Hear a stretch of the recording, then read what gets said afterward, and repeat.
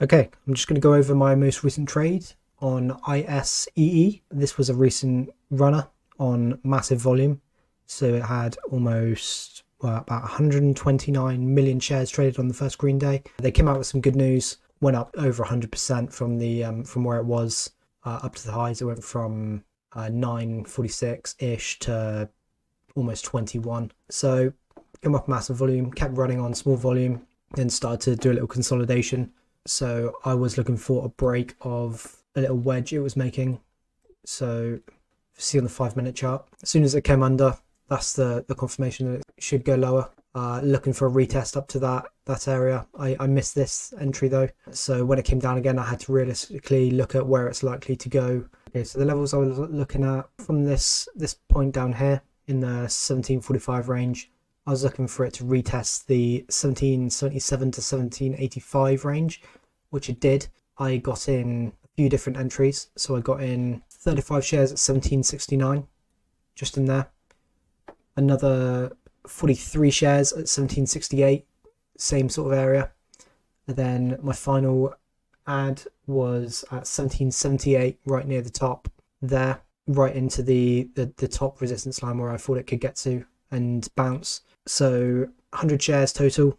Held it over the weekend. Wasn't ideal because I had some extra borrow fees to pay over the weekend.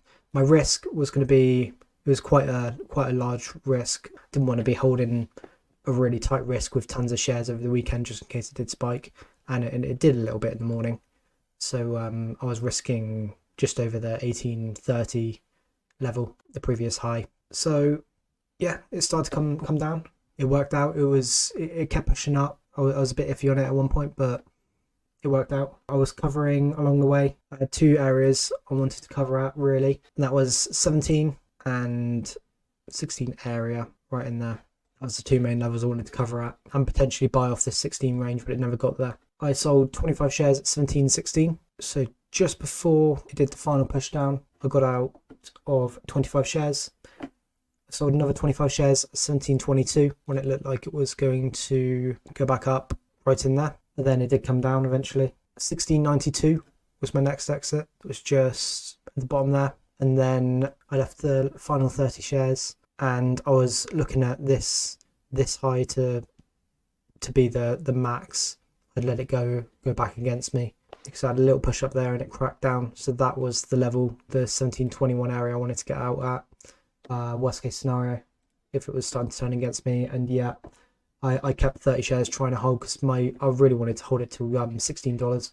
Just couldn't do it. So 1725 was my last exit, just in there. Glad I did, because it came all the way back up.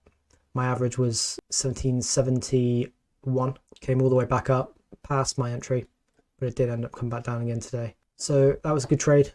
Wish I could have got to my second target, but it didn't. So yeah, good trade. Plus 41.98 after commissions and fees.